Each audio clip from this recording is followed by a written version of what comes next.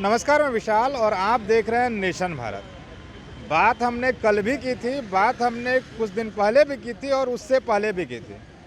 बिहार में जिस तरह से नीतीश कुमार हर जगह जाकर अपने आप को बता रहे हैं कि हमने बिहार में शराबबंदी पूर्ण रूप से बंद करवा दी है, वहीं दूसरे तरफ की अगर हम बात करें, राजनीतिक चर्चों की अगर बात करें, तो एक तरफ जदयू है तो दूसरे तरफ बीजेपी है।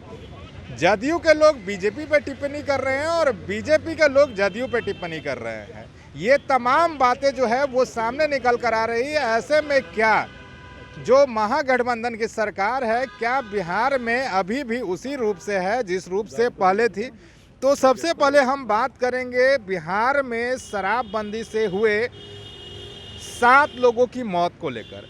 मृत्युंजय जी, क्या लग रहा है? बिहार में एक तरफ नीतीश कुमार बोल रहे हैं कि शराबबंदी को हमने पूर्ण रूप से तैयार कर लिया है, बंद करवा दिया है तमाम, एक बार तो कसम भी दिलवाया है उन्होंने। देखिए, शराबबंदी का क्या हस्त्र है ये तो दिख रहा है। अब इसके लिए ज़्यादा बोलने की ज़रूरत नहीं है जी। और जिन्हें शराबबंदी कानून सफल बनाना है, सत्ता में बैठे लोग किस तरह से सत्ता के नशे में लड़ रहे हैं और बिहार की जनता जहरीली शराब पीकर मर रही है। तो ये जो शराबबंदी पर अपनी पीठ थपथपाते हैं, पूरा सरकार का सिस्टम, सरकार के अधिकारी पदाधिकारी सब शराबबंदी पर लगे हुए हैं। इसके बाद जहरीली शराब मिल रहे हैं, मुख्यमंत्री जी के गृह जिले में लोग मर रहे हैं। अब कुछ बचा है? सब देख रही है ना जनता। अब गाली गलौज। नालंदा से ही एक खबर आई है, जिस तरह से वहां पर लगातार लोगों की मौत हो रही है, उसी पर वहां के जो अधिकारी हैं वो बोल रहे हैं कि ये लोग जहरीली शराब से नहीं, कुछ बीमारी से मरे हैं। उसी पर जो संजय जायसवाल है उनका भी ट्वीट आ रहा है, लगातार खबरों में भी वो है कि अगर वहां के अधिकारी लोग ऐसा बयान दे रहे हैं, जबकि सबको मालूम है कि जहरीली शराब से मौत हो रही है, तो ऐसे अधिकारी को सस्पेंड क्यों नहीं किया जा रहा है? यही बात हम कह रहे हैं ना। बीजेपी के प्रदेश अध्यक्ष जी ने सीधे नीतीश कुमार जी को धमकी दी है जेडीयू को सीएम हाउस खाली कराने की। आप नया ट्वीट लगता है नहीं देखे हैं। और कल उन्होंने कहा था कि जिला प्रशासन शराब माफियाओं से मिले हुए हैं। अब कुछ बचा?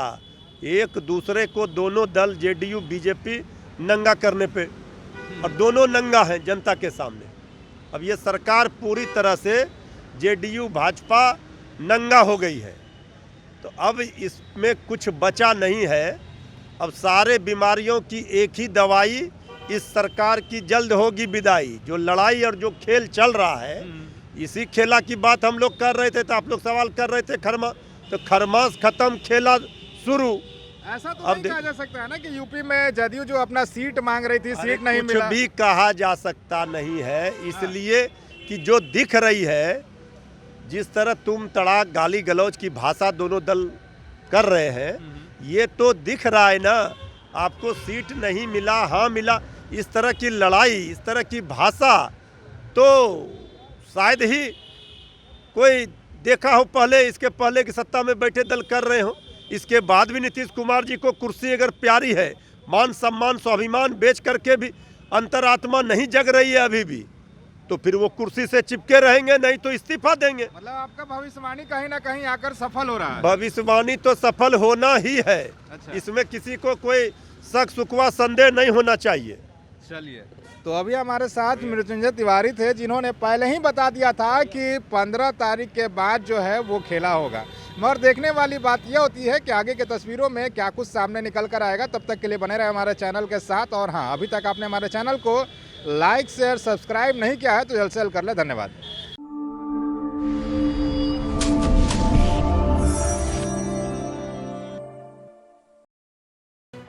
लेटेस्ट खबरों से जुड़े रहने के लिए हमारे चैनल नेशन भारत को सब्सक्राइब करें और बेल आइकन को दबाएं ताकि कोई खबर छूट न पाए।